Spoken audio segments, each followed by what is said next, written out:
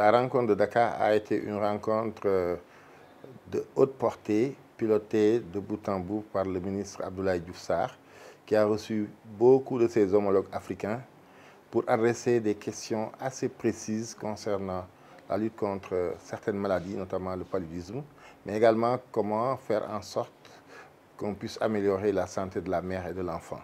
Et je pense que ça a été une bonne occasion de dresser ensemble des stratégies communes, j'allais dire communautaires, en vue d'élaborer une riposte assez efficace face à ces deux problématiques de santé publique. Je compte que du point de vue des investissements en infrastructures et en matériel, le Sénégal a fait beaucoup d'efforts pour doter nos services de santé de matériel de dernière génération. Vous avez suivi récemment, le Sénégal s'est doté de matériel de dernière génération pour lutter contre le cancer, surtout notamment avec les histoires de radiothérapie que vous avez suivies avec nous. Le Sénégal vraiment a fait un effort assez énorme pour se doter de 2 appareils, sinon même 3 appareils de dernière génération pour la radiothérapie. Du point de vue des effectifs aussi, vous vous rendrez compte de 2012 à nos jours, les effectifs ont augmenté de façon considérable parce que de façon soutenue, le gouvernement du Sénégal a recruté pas moins de 3 000 à 4 000 agents de santé. Si on y ajoute les 1 000 de la coopération japonaise qui a permis, dans le cadre de la couverture maladie universelle, de mettre dans tous les postes de santé du Sénégal des binômes, il y a effectivement de réels efforts qui sont en train d'être réalisés.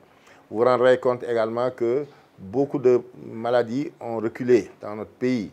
On parle d'élimination du paludisme, on parle aussi de la régression de façon drastique de la prévalence de la maladie à virus VIH. Donc c'est beaucoup d'efforts qui ont été réalisés par le Sénégal pour asseoir un système de santé cohérent qui peut apporter un bien-être aux populations de ce pays-là. Le gap, il est là, et nous ne le nions pas, mais des efforts substantiels sont en train d'être faits pour corriger ces gaps-là. C'est notamment le gap du point de vue des spécialistes.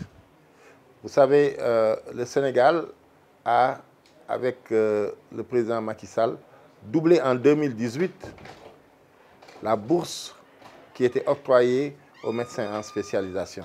De 150 000, les médecins sont arrivés, sont aujourd'hui à 300 000 francs de bourse par mois.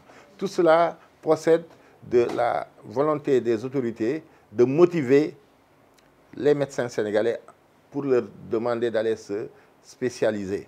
Et une fois qu'on aura une masse critique de médecins, en ce moment, il sera aisé pour nous d'en affecter dans tous les coins reculés du Sénégal. Et en ce moment-là, nous allons définitivement régler la question du déficit de spécialistes dans les zones reculées.